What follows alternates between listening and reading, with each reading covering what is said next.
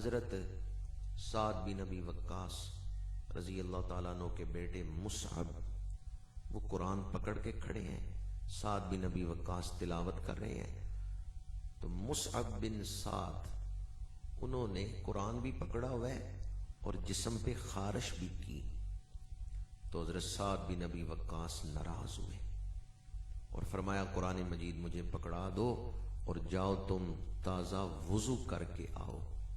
قرآن پاک ہاتھ میں پکڑ کے تمہارا دھیان جسم پہ خارش کرنے کی طرف کیسے چلا گیا؟ کس قدر ادب تھا صحابہ کرام۔ ایک سفر سے میرے آقا کریم واپس تشریف لا رہے ہیں، صحابہ کا لشکر ساتھ ہے، لشکر رات سو گیا، حضور نے 2 صحابہ کی ڈیوٹی لگائی ہے پہرا دینے کی، حضرت عباد بن بشر اور حضرت عمار بن یاسر رضی اللہ تعالی عنہما۔ اب 2 صحابہ کی ڈیوٹی تھی تو انہوں نے آپس میں طے کیا آدھی رات میں جاگتا ہوں تم سو جاؤ، آدھی رات تم جاگنا میں سو جاؤں گا۔ فیصلہ ہو گیا عمار بن یاسر پہلا حصہ جاگیں گے، عباد بن بشر آخری حصہ جاگیں گے۔ عمار بن یاسر جاگ رہے ہیں، دوسرے جو چوکیدار مقرر کیے گئے تھے محافظ حضرت عباد بن بشر وہ سو گئے۔ عمار بن یاسر نے سوچا کہ خالی جو جاگتا رہوں گا تو کیوں نہ نفلوں کی نیت کر لوں اور قرآن پڑھنا شروع کر دوں۔ جو آدمی رات سونے سے پہلے قرآن کی 10 آیتیں پڑھ کے سوئے، اللہ تعالیٰ اس کا نام اہل غفلت میں نہیں رہنے دیتا، اس کا نام غفلت والوں سے نکال دیتا ہے۔ جو آدمی روزانہ 100 آیتیں پڑھ کے سوئے، کتنی آیتیں؟ 100 آیتیں، اس کا نام اطاعت گزاروں میں لکھ دیا جاتا ہے۔ اور جو آدمی روزانہ 1000 آیات پڑھ کے سوئے، اس کا نام بے حد و بے حساب اجر پانے والوں میں لکھ دیا جاتا ہے۔ حضرت عمار بن یاسر انہوں نے سوچا کہ پہرا دینا ہے، جاگنا تو ہے ہی، کیوں نہ تلاوت قرآن شروع کر لو۔ نفل نیت قرآن کی تلاوت شروع کر دی۔ دشمن آیا، دیکھا ایک آدمی کھڑا ہے، باقی سب لیٹے ہوئے ہیں، سوئے ہوئے ہیں، اس نے تیر چلایا، حضرت عمار بن یاسر کی پنڈلی پہ لگا، نماز جاری رکھی۔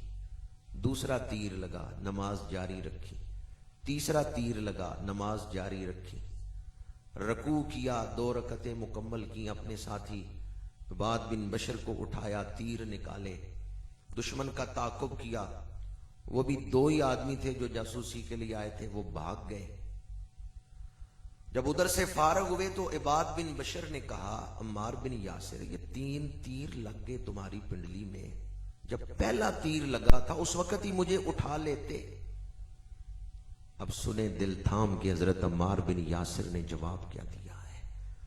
انہوں نے کہا میں نے سورہ کہف شروع کی تھی، قرآن پڑھتے ہوئے مزہ ہی اتنا آ رہا تھا، اگر مجھے اس بات کا خیال نہ آتا کہ اللہ کے رسول نے پہرے داری کی ڈیوٹی لگائی ہوئی ہے میری، تو میں آج جان دے دیتا، سورہ کہف کی تلاوت نہ چھوڑتا۔ مجھے خیال آیا کہ اگر میں نے تلاوت نہ چھوڑی اور دشمن کا تعاقب نہ کیا تو میری جو ڈیوٹی ہے اس میں حرج ہوگا، اس لیے میں نے رکوع کیا، نماز مکمل کی اور پھر تیر نکالے، دشمن کا تعاقب کیا، تمہیں اٹھایا۔ ورنہ اگر مجھے اس بات کا خیال نہ آتا کہ اللہ کے رسول نے میری ڈیوٹی لگائی ہوئی ہے تو مجھے سورہ کہف پڑھتے ہوئے مزہ اتنا آ رہا تھا، میں کبھی نماز نہ توڑتا، تیر کھاتے کھاتے جان دے دیتا، قرآن کی تلاوت نہ چھوڑتا۔ اسے آپ محض محبت کہیں گے قرآن کے ساتھ، یہ عشق ہے قرآن کے ساتھ۔ حضرت سیدنا صدیق اکبر رضی اللہ تعالیٰ جب بھی قرآن پاک کی تلاوت کرتے آنکھوں سے اشکوں کی برسات لگ جاتی۔ آپ میں سے ہم لوگ جو بیٹھے ہوئے ہیں گزشتہ زندگی پر توجہ تو کریں، آج تک کتنی دفعہ ایسا ہوا ہے قرآن پڑھتے ہوئے آنکھوں سے آنسو جاری ہوئے ہوں۔ سیدنا صدیق اکبر جب بھی قرآن پڑھتے اشکوں کی برسات لگ جاتی۔ حضرت فاروق اعظم جب نماز پڑھاتے، صحابہ کہتے ہیں اکثر ایسا ہوتا، فاروق اعظم دور خلافت میں جب نماز پڑھاتے تھے عین حالت نماز میں رکعت طاری ہو جاتی، پیچھے مقتدی بھی رو رہے، اور کئی دفعہ ایسا ہوتا صحابہ ایک دوسرے کو دیکھتے تھے، آج کوئی ایسا صحابی ہے جو نماز میں رویا نہ ہو، پوری جماعت ہی رو رہی ہے نماز میں۔ اور تیسرے خلیفہ راشد حضرت عثمان غنی رضی اللہ تعالیٰ عنہ، آپ شہادت سے پہلے قرآن پڑھ رہے تھے، دشمن نے حملہ کیا تو آپ نے تلاوت نہیں چھوڑی۔ آپ کی زوجہ حضرت نائلہ، انہوں نے عرض کیا دشمن تلوار لے کے گھر کے اندر داخل ہو چکا ہے اور آپ تلاوت فرما رہے ہیں۔ حضرت عثمان غنی نے فرمایا میں چاہتا ہوں میری جان نکلے تو قرآن کی تلاوت کرتے ہوئے نکلے۔ اور پھر خون کا پہلا قطرہ گرا تھا تو کہاں گرا تھا؟ قرآن کے صفوں پہ گرا تھا۔ حضور حیدر کرار شیر خدا کرم اللہ وجہ الکریم، آپ کو تلاوت قرآن سے کتنی محبت ہے۔ درار اسدی نے اس کو روایت کیا ہے کہ کئی دفعہ ایسا ہوتا حضور حیدر کرار عشاء کے بعد نفل نماز کے لیے کھڑے ہوتے تو ایک رکعت میں 10 پارے تلاوت فرما دیتے۔ کتنے پارے؟ ایک رکعت میں 10 پارے تلاوت فرما دے۔ اور ویسے آپ کی یہ شان ہے، مولوی اشرف علی تھانوی نے بھی لکھا ہے، سواری پہ آتے ہوئے رکاب میں پیر رکھا، الحمد سے قرآن شروع کیا، زین پہ آئے والناس تک پورا قرآن مکمل ہو گیا۔ یہ کرامت ہے حضور حیدر کرار کی کہ سواری پہ بیٹھتے ہوئے پورا قرآن تلاوت فرما لیتے تھے۔ اگر سر کی آنکھوں سے پڑھنا ہو تو کتاب کا ایک ایک ورق پلٹنے کی ضرورت ہے، اور اگر روح کی نظر سے پڑھنا ہو تو پھر ورق پلٹنے کی ضرورت نہیں، روح جب توجہ کرتی ہے پوری کتاب کو ایک نظر میں ہی دیکھ لیتی ہے۔ یہ حضور حیدر کرار کی کرامت تھی کہ سواری پہ بیٹھتے ہوئے پورا قرآن تلاوت کر لیتے۔ نکاح ہوا سیدہ نساء العالمین کے ساتھ، تو ایک دن حضور حیدر کرار نے پوچھا کہ میں تو سواری پہ بیٹھتے ہوئے قرآن پڑھ لیتا ہوں، سیدہ آپ کتنی دیر میں قرآن پڑھتی ہیں؟ تو سیدہ نساء العالمین بنت رسول نے جواب دیا، فرمایا گالے میں دانے ڈالتی ہوں، چکی کا دستہ پکڑتی ہوں، چکی کا دستہ ایک چکر بعد میں پورا کرتا ہے، نبی کی بیٹی سارا قرآن پہلے پڑھ لیتی۔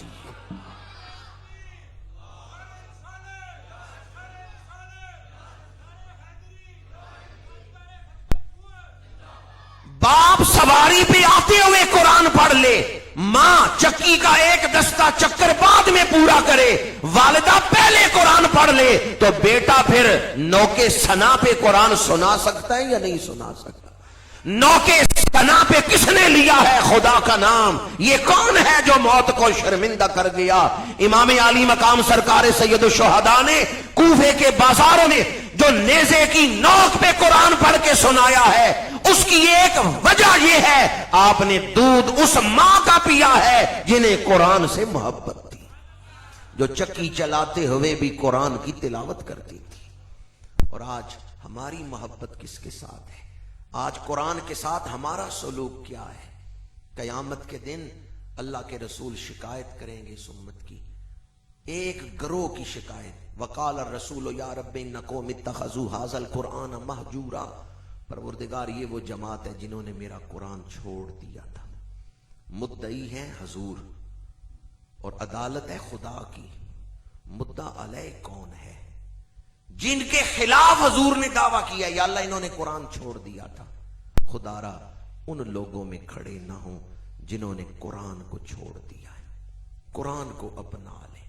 یہی دعوت ہے اس ادارے کی، یہی پیغام ہے اس ادارے کا۔ چاروں خلفاء کا ذکر میں نے کیا، چاروں خلفاء نے اپنے دور میں قرآن کی خدمت کی۔ قرآن حضور پہ نازل ہوا ہے، سیدنا صدیق اکبر نے کتابی شکل میں جمع کیا ہے، سیدنا فاروق اعظم نے نماز تراویح میں خود قرآن سننا اس کو قائم کیا ہے۔ ابی بن کعب سناتے تھے، حضرت فاروق اعظم پہلی صف میں کھڑے ہو کے سن رہے ہیں۔ حضرت عثمان غنی انہوں نے ایک قرات پہ قرآن کو جمع فرمایا ہے، اور حضور مولا علی نے اپنے دور خلافت میں 2000 درہم انعام مقرر فرمایا تھا ان لوگوں کے لیے جو قرآن کا پیغام لوگوں تک پہنچاتے انہیں سکھاتے تھے۔ یعنی خلافت راشدہ کی ڈیوٹی یہ تھی کہ قرآن کا پیغام انسانیت تک پہنچایا جائے۔